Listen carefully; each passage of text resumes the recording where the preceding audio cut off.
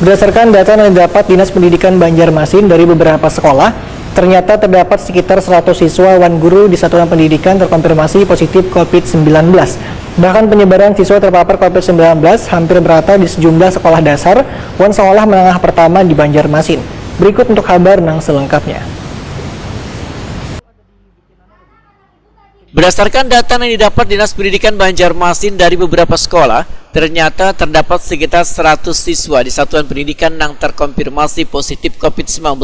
Bahkan penyebaran siswa terpapar COVID-19 hampir merata di sejumlah sekolah dasar maupun sekolah menengah pertama di Banjarmasin. PLT Kepala Dinas Pendidikan Banjarmasin Nuryadi Wahetakuni Prima TV tengah hari Senin 14 Februari 2022 memadahkan, berdasarkan laporan dari sejumlah sekolah, ternyata kada hanya peserta didiknya yang terkonfirmasi positif, namun ada pula guru pendidiknya. Nuryadi menegaskan, sekolah dasar dan sekolah menengah pertama yang siswanya terkonfirmasi COVID-19 masing-masing 10 buah, sedangkan siswa yang terpapar di masing-masing sekolah berkisar 5 sampai dengan 8 orang.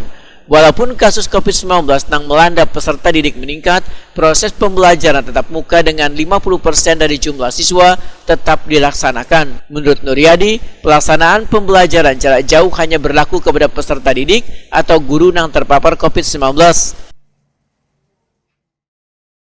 PTN tetap berjalan 50% PJJ bagi mereka yang sakit, ya. Jadi guru yang sakit, anak yang sakit, PTN tetap berjalan selama itu tidak ada perubahan dari level suatu daerah.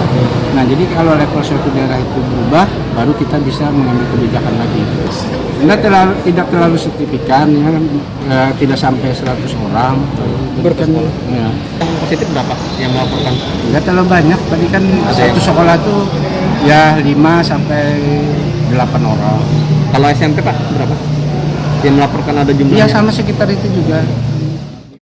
Nuryadi meminta kepada seberatan satuan pendidikan di Banjarmasin agar kembali mengaktifkan Satgas COVID-19 di sekolah untuk memantau siswa wan guru yang berada di lingkungan sekolah.